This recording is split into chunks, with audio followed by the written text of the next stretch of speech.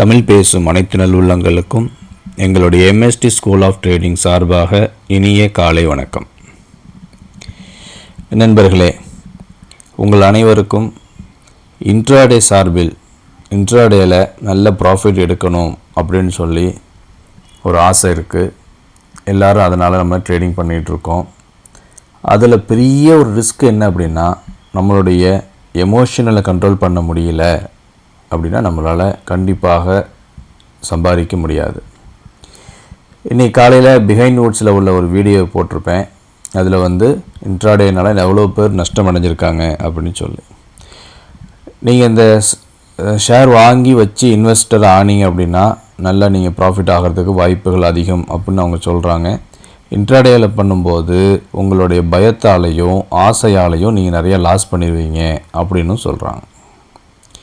அது உண்மைதான். அது 100% பேர் லாஸ் தான் பண்ணுறாங்க அப்படின்னு சொல்லி நம்மளுடைய ட்ரேடிங் அக்கௌண்ட் ஓப்பன் பண்ணும்போதே செபி மூலமா நமக்கு ஒரு அலர்ட் மெசேஜ் வந்துடுது. ஓகே, அது ஒரு பக்கம் இருக்கட்டும். இப்போ நம்மளோட இண்டிகேட்டர் யூஸ் பண்ணி இருந்தால் ஓகேவா, டெய்லி ஒரே ஒரு இண்டிகேட்டர் தான் யூஸ் பண்ணுறோம், அதை பல வாரம் யூஸ் பண்ணுறோம். ஓகேவா, யூஸ் பண்ணி நேற்று என்ன ஆகிருக்குன்னு சொல்லி பார்க்கலாம். என்ன பண்ணணும், ஃபஸ்ட்டு நம்முடைய இண்டிகேட்டர் செட்டிங்ஸில் வாங்க, ரீசெட் செட்டிங்ஸ் கொடுத்துருங்க. நீங்கள் பேங்க் நிஃப்டி ட்ரேடிங் பண்ணுறீங்க அப்படின்னா என்ன பண்ணுங்கள், ஸ்டாப் லாஸை டைனி டு ஸ்டாப் லாஸ் வச்சுக்கங்க, டார்கெட்டையும் டைனி டு டார்கெட் வச்சுக்கங்க. முடிஞ்சா ரெண்டு விஷயம். அடுத்தபடியாக இப்போ மார்க்கெட் நான் என்ன பண்ண போகிறேன், இப்போ தான் ஓப்பன் ஆகுது அப்படிங்கிற அடிப்படையில் நான் இப்போ திருப்பி கொண்டு வரேன். இப்போ மார்க்கெட் என்ன ஆக போகுது, 10 டைம்ஸ் ஸ்பீடில் இருக்குது, நான் குறைச்சி 1 டைம் ஸ்பீடில் வச்சுக்கிறேன். இப்போ மார்க்கெட்டு ஓப்பன் ஆகுது, ஓப்பன் ஆகிடுச்சு.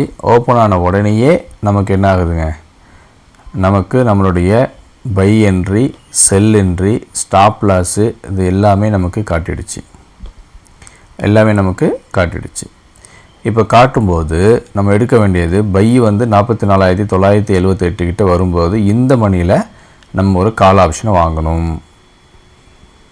மேலே போகும்போது 45,336 போகும்போது புட் ஆப்ஷன் 45,000 புட் ஆப்ஷனை வாங்கணும். இந்த மாதிரி மார்க்கெட்டு மேலேருந்து கீழே வரும்போது அதுக்கு முந்தின கேண்டில் எல்லாம் ரெட்டு கேண்டிலாக இருந்துச்சு அப்படின்னா, அதாவது அதோடைய பாடி சைஸ் அதிகமாகவும் விக்கு சைஸ் சின்னதாகவும் இருந்துச்சுன்னா நம்ம பையை என்ன பண்ணக்கூடாது, உடனேயே எடுக்கக்கூடாது. அதே மாதிரி கீழேருந்து மார்க்கெட் மேலே போகும்போது மாரோட கிரீன் கேண்டிலோட பாடி சைஸ் பெருசாக இருந்துச்சுன்னா உடனேயே செல் எடுக்கக்கூடாது. நம்ம ஒரு R3C பேட்டர்னுக்காக வெயிட் பண்ணணும் அப்படின்னு சொல்லி கொடுத்துருக்கேன். சப்போஸ் நீங்கள் அதை ஃபாலோ பண்ணாமல் பிளைண்டாக மேலே வரும்போதும் செல்லும் கீழே வரும்போதும் பையும் எடுத்திருந்தீங்கன்னா எஸ்எல் ஹிட் ஆன பிறகு நீங்கள் செய்ய வேண்டியது இம்மிடியேட்டாக ரிவர்சல் என்று எடுத்தே ஆகணும். ரிவர்சல் என்று எடுத்தால் மட்டும்தான் உங்களால் அன்னையோட லாஸை ரெக்கவர் பண்ணி அன்னைக்கு ப்ராஃபிட் பார்க்க முடியும்.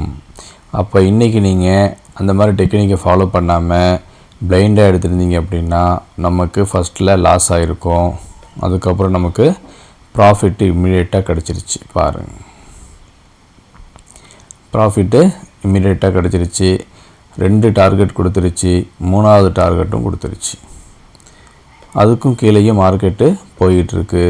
அப்போது இது எது வரைக்கும் போகும் அப்படிங்கிறதையும் நம்மளால் கணிக்க முடியும். எப்படி, இந்த இண்டிகேட்டரில் போங்க, செட்டிங்ஸில் போங்க, இந்த இடத்துல எம்ஜிஆர்னு ஒரு பாயிண்ட் கொடுத்துருப்பேன். அந்த எம்ஜிஆரில் போயிட்டு செகண்ட் செல் டார்கெட்டை எனேபிள் பண்ணினீங்கன்னா உங்களுக்கு அடுத்த டார்கெட் ரேஞ்சு உங்களுக்கு கிடச்சிடும்.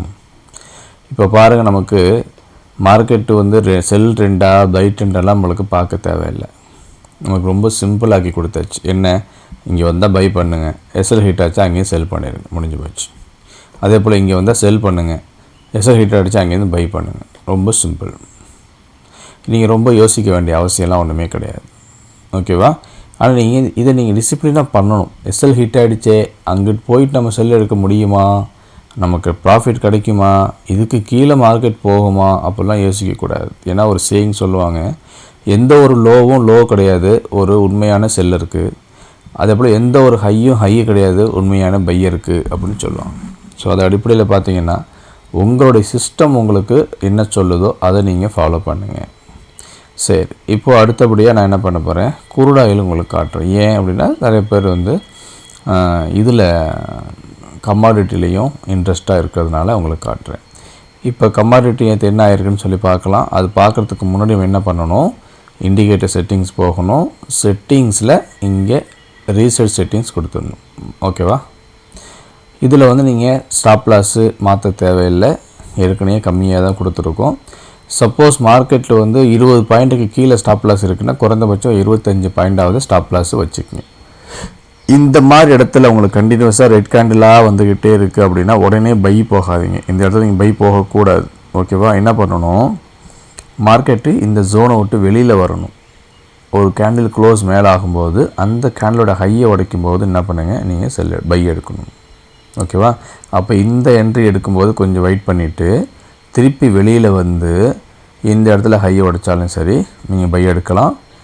ஸ்டாப் லாஸ் வந்து அதே ஸ்டாப் லாஸ் தான் வைக்கணும். அப்புறம் இந்த இடத்துல வரும்போது நீங்கள் பை எடுக்கலாம். எடுத்துக்கிட்டு நீங்கள் வெயிட் பண்ணிக்கிட்டே இருக்கணும். எப்படி நமக்கு தெரியும் சார் மார்க்கெட் மேலே தான் போக போகுது, நான் வந்து எப்படி ஹோல்டு பண்ணுறது அப்படின்னு நீங்கள் யோசிச்சிங்கன்னா அதுக்கும் ஒரு ஆப்ஷன் கொடுத்துருக்கோம். OHL கேண்டில் அப்படின்னு சொல்லி கொடுத்துருக்கோம்.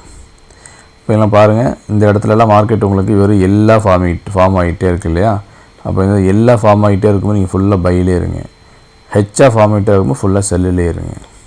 ஸோ இது ஒரு சின்ன ஆப்ஷன் வெஸ்ட்டாக கொடுத்துருக்கோம். இந்த இதெல்லாம் பாருங்கள் உங்களுக்கு ஹெச்சாகவே காட்டுது. அப்போ மார்க்கெட் வந்து செல் ட்ரெண்டுன்னு உங்களுக்கு காட்டுது. அதே போல் எப்போல்லாம் உங்களுக்கு எல்லை உடைக்குதோ அப்புறம் நீங்கள் செல்லுக்கு போகலாம். எப்போல்லாம் வந்து ஹையை உடைக்குதோ அப்புறம் நீங்கள் பைக்கு போகலாம். இது வந்து ஒரு அனதர் செட்டிங்ஸ் தான். இதை நீங்கள் ப்ராக்டிஸ் பண்ணி தான் நீங்கள் எடுக்கணும். அப்படி இல்லைன்னா சிம்பிளாக ஒரு சூப்பர் ட்ரெண்ட் ஆட் பண்ணிக்கங்க. அதை ஆட் பண்ணிக்கிட்டு அது மூலயமா நீங்கள் ட்ரேடிங் எடுக்கலாம். இப்போ வாங்க, இப்போ நம்ம என்ன சொல்லியிருக்கோம், வெளியில் வந்த பிறகு எடுக்கலாம்னு சொல்லியிருக்கோம். அப்போது முன்னாடியே எடுத்தாலும் பிரச்சனை கிடையாது, பின்னாடி எடுத்தாலும் பிரச்சனை கிடையாது. ஆனால் நீங்கள் மார்க்கெட் வெளியில் விட்டு எடுத்தீங்க அப்படின்னா உங்களுக்கு ஒரு நல்ல ஒரு ப்ராஃபிட் கிடைக்கும். இப்போ என்ன பண்ணுறேன், ஒரு நார்மல் டார்கெட் வச்சுக்கிறேன். எவ்வளோ ப்ராஃபிட் வந்திருக்குன்னு சொல்லி நம்ம பார்க்கலாம். பாருங்கள், நம்ம எடுத்த என்ட்ரி 7371, போனது 7551. அப்போ எவ்வளோ பாயிண்ட்ஸு, 200 பாயிண்ட்டுக்கு மேலே போயிருக்கு.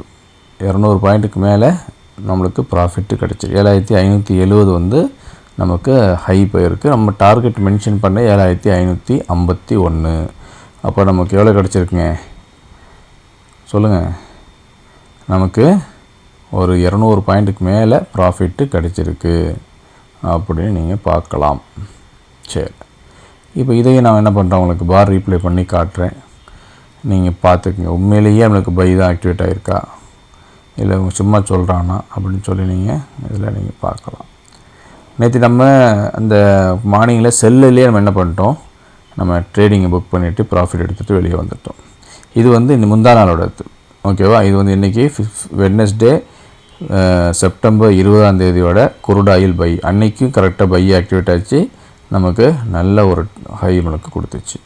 அதே போல் இன்றைக்கி என்ன ஆகுது பாருங்கள், மார்க்கெட் ஓப்பன் ஆகிடுச்சு. நம்ம என்ட்ரிக்காக வெயிட் பண்ணிகிட்டு இருக்கோம். ஃபஸ்ட்டு எது ஆக்டிவேட் ஆகுதோ அதுதான் நம்ம ட்ரேடிங் பண்ணுவோம். ரெண்டாவது வரது நம்ம இக்னோர் பண்ணிடுவோம்.